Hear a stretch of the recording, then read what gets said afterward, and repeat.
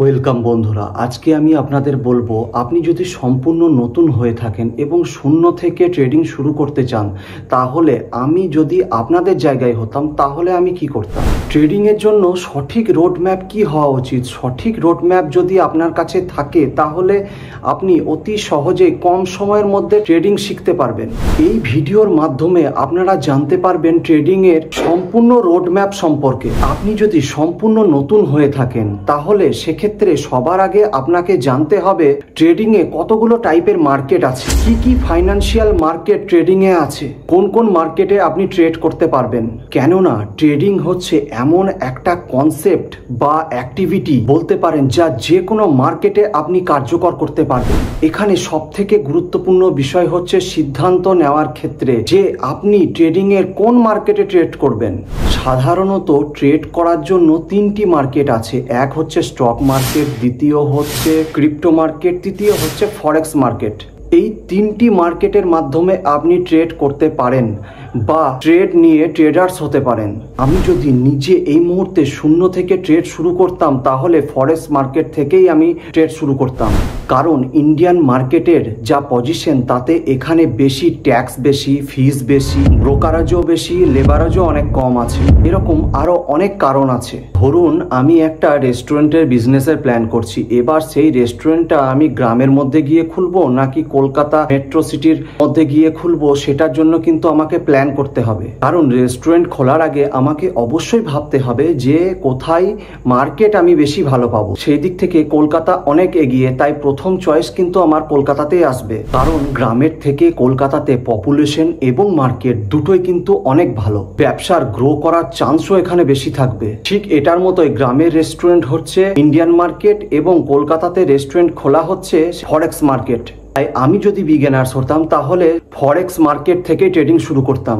এবার আপনি যখন ভেবেই নিয়েছেন কোন মার্কেট থেকে আপনাকে ট্রেড শুরু করতে হবে, এবার আপনাকে ভাবতে হবে ট্রেডিং প্ল্যাটফর্ম এবং ব্রোকার নিয়ে। এখানে ব্রোকার কি? ব্রোকার হচ্ছে একটা কোম্পানি, অর্গানাইজেশন বা বডি বলতে পারেন, যে আপনাকে ট্রেডিং করতে সুবিধা দেবে। ধরুন আমার গোল্ডের ট্রেড নেওয়ার ইচ্ছে, এক্ষেত্রে গোল্ডের ট্রেড কেনার জন্য গোল্ড আমাকে কে সেল করবে? কারণ আমি যদি গোল্ডের ট্রেড কিনতে চাই তাহলে কাউকে তো গোল্ডের ট্রেড সেল করতে হবে, তাই না? ব্রোকার এখানে এই কাজটাই করে। সেলার এবং আমি অর্থাৎ বায়ারের মধ্যে মাধ্যমই হচ্ছে ব্রোকার। গোল্ডের সেলার ব্রোকারের কাছে যাবে গোল্ড বিক্রি করার জন্য এবং আমি ব্রোকারের কাছে যাব গোল্ড কেনার জন্য।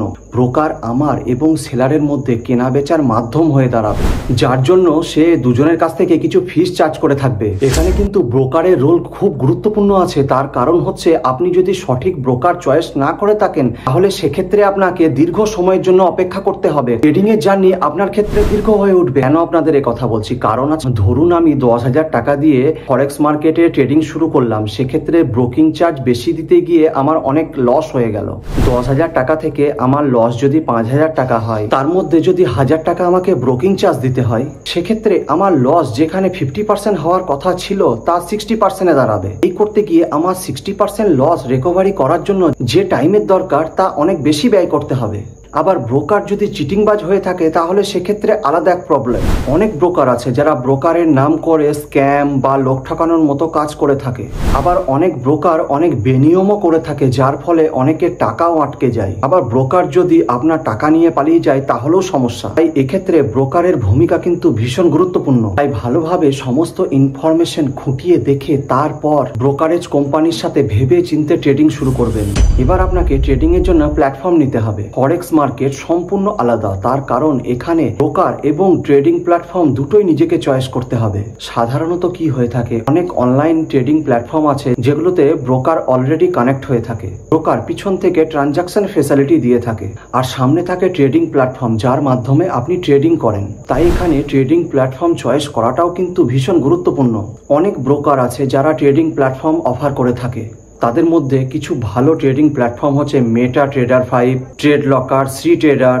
এগুলো আমারও পছন্দের, যার মধ্যে মেটা ট্রেডার 5 হচ্ছে সব থেকে বেস্ট, কারণ এখানে বিগিনার্সদের প্রথম থেকেই সবকিছু বুঝতে সুবিধা হবে। এবার আমি মার্কেট চয়েস করে নিয়েছি, ট্রেডিং প্ল্যাটফর্মও চয়েস করে নিয়েছি, ব্রোকারও চয়েস করেছি। এবার ট্রেডিং এর জন্য আমি সম্পূর্ণ তৈরি। তাই এবার আমাকে ট্রেডিং স্ট্র্যাটেজি চয়েস করতে হবে। এই ট্রেডিং স্ট্র্যাটেজির জন্য কি করতে হবে? এবার সবার আগে আমাকে ট্রেডিং শিখতে হবে, জানতে হবে ট্রেডিং শেখার জন্য কোন কোন বিষয়গুলির উপর ধ্যান দেওয়া উচিত এবং কোন কোন বিষয়গুলির উপর ধ্যান দেওয়া উচিত নয়। ট্রেডিং এর সম্পূর্ণ কনসেপ্ট একটা বিষয়ের উপরেই নির্ভর করে, আর সেটাই হচ্ছে লিকুইডিটি। ট্রেডিং মার্কেটে আপনি যদি বুঝে যান এই লিকুইডিটি কোথায় আছে, তাহলে আপনি এই ট্রেডিং মার্কেটকে ধরতে পারবেন। আমার হিসেবে ট্রেডিং মার্কেটে আজকের দিনে দাঁড়িয়ে সব থেকে গুরুত্বপূর্ণ বিষয় হচ্ছে লিকুইডিটি। আপনি যদি লিকুইডিটি শিখে যান, আপনি যদি চ্যাট রিড করতে নাও পারেন তাতেও কিছু যায় আসে না। কিছু কি পয়েন্ট আছে: support and resistance, trend lines, candlestick pattern, chart pattern.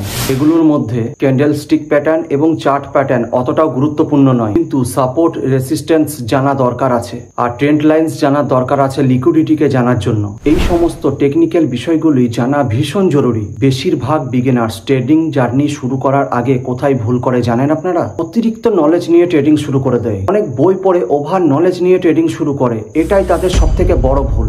আপনি ট্রেডিং নিয়ে 100টা বিষয় পড়লেও শেষে সেই 3-4টে বিষয়ই আপনার কাজে লাগবে। তাই এই সমস্ত বিষয় ট্রেডিং এ কিন্তু ম্যাটার করে না। ট্রেডিং এ 4-5টা বিষয় আছে ইম্পর্টেন্ট। টাইম উইন্ডো, বাজারে লেনদেন করার জন্য নির্ধারিত সময়কে বোঝায়। এই সময়সীমার মধ্যেই বিনিয়োগকারীরা বাজারে শেয়ার কেনাবেচা করতে পারে। Clarified trading setup, clarified instrument. Market চয়েসের পর কোন ইনস্ট্রুমেন্ট নিয়ে ট্রেডিং শুরু করতে চাই সেটাও জানা ভীষণ জরুরি। ধরুন আমি ফরেক্স মার্কেটে ট্রেড করছি, গোল্ড নিয়ে ট্রেড করছি, এখানে ইনস্ট্রুমেন্ট হচ্ছে গোল্ড নিয়ে ট্রেড করছি সেটাই। তারপরে আছে রিস্ক ম্যানেজমেন্ট। ট্রেড করার সময় সম্ভাব্য ক্ষতি কমানোর জন্য পদ্ধতি এবং কৌশল অবলম্বন করা। কতটা আমি রিস্ক নিচ্ছি, কতটা আমি রেওয়ার্ড নিচ্ছি সেগুলো নির্ভর করে। এবার আমার কাছে স্ট্র্যাটেজিও আছে, ব্রোকারও আছে, ট্রেডিং প্ল্যাটফর্মও আছে। কিভাবে আমি রিড চার্ট করব তার নলেজও আছে। এবার কি করতে হবে আমাকে? এবার এতদিন ধরে যে সমস্ত স্ট্র্যাটেজি আমি বিল্ড করেছি সেগুলোকে এবার টেস্ট করার সময় এসেছে, কারণ সেগুলো আদৌ কাজ করছে কিনা সেটারও তো দেখার দরকার আছে। এবার এই সমস্ত ডেটা এবং স্ট্র্যাটেজি নিয়ে বিগত 1 বছরের ডেটা এবং স্ট্র্যাটেজির উপর টেস্ট করব, দেখব এগুলো কাজ করে কিনা। যদি আমি ডেটা পেয়ে যাই তাহলে দেখব ডেটাগুলো ভালো নাকি খারাপ। যদি ডেটা ভালো থাকে তাহলে খুবই ভালো, আমি এবার ট্রেডিং শুরু করতে পারি। আর যদি ডেটাগুলো খারাপ থাকে তাহলে আমার স্ট্র্যাটেজি আরো ইমপ্রুভ করার দরকার আছে। কিভাবে ইমপ্রুভ করব সেগুলো আমাকে দেখতে হবে। কোন দিনগুলো থেকে সব থেকে বেশি লস এসেছে, কোন দিনগুলোতে ট্রেডিং এড়িয়ে চলা উচিত, ওই দিনগুলোতে কেন আমার বেশি লস এসেছে, চার্টের মধ্যে কি এমন সেটআপ আছে যার জন্য আমার বেশি লস হচ্ছে। এই সমস্ত কারণগুলোর উত্তর খুঁজে বের করে আমাকে অ্যাভয়েড করতে হবে। কোন সময়ের মধ্যে এবং কোন টাইম উইন্ডোর মধ্যে লসের পরিমাণ সব থেকে বেশি, সেগুলোকে এড়িয়ে চলতে হবে। এই সমস্ত বিষয়গুলি যখনই খুঁজে বের করে এড়িয়ে চলবো, তখনই আমার স্ট্র্যাটেজি অটোমেটিক ইমপ্রুভ হতে বাধ্য, সাথে আমার উইন রেটও বাড়বে। একটা কথা অবশ্যই মনে রাখবেন, টেস্টিং এর সময় উইন রেট যদি 80% হয়ে থাকে তাহলে রিয়েল মার্কেটে উইন রেট কিছুটা কমে 60% হতে পারে। এবার আমি ব্যাক টেস্টিং করে নিজেকে যখন সম্পূর্ণ রেডি করে তুলবো, তখন ফাইনাল লাইভ মার্কেটের মধ্যে নিজের সম্পূর্ণ স্ট্র্যাটেজিকে ইমপ্লিমেন্ট করব। এবার ধরুন লাইভ মার্কেটের মধ্যে আমি সম্পূর্ণ বিগিনার্স, তাই কোনো এক্সপিরিয়েন্স নেই এই বিষয়ে যে কিভাবে অর্ডার পাঞ্চ করতে হয়, কিভাবে করতে হয় না। তখন আমি কি করব? তখন আমি মেটা ট্রেডার 5 অ্যাপ ডাউনলোড করে সেখানে ডেমো অ্যাকাউন্ট খুলে সেখানে নিজের স্ট্র্যাটেজিকে আরেকবার প্র্যাকটিস করে নেব, কারণ আমার কাছে অলরেডি ব্যাক টেস্টের রেজাল্ট কিন্তু আছে। তারপর প্রো ফার্মস অ্যাকাউন্ট খুলে অথবা ফরেক্স ব্রোকারের অ্যাকাউন্ট খুলে তারপর নিজের ট্রেডিং জার্নি আমি শুরু করব। আশা করছি আপনারা বুঝতে পেরেছেন একজনের ট্রেডিং জার্নি কেমন হওয়া উচিত। আমি আপনাদেরকে যতটা পেরেছি অতি সহজে বিষয়গুলো বোঝানোর চেষ্টা করেছি, আর আশা করছি এতে বিগিনার্সদের অনেক সুবিধা হবে। ভিডিওটি ভালো লাগলে অবশ্যই লাইক, শেয়ার, কমেন্ট করবেন এবং আমার এই চ্যানেলটিকে সাবস্ক্রাইব করে অবশ্যই পাশে থাকবেন। ধন্যবাদ সকলকে।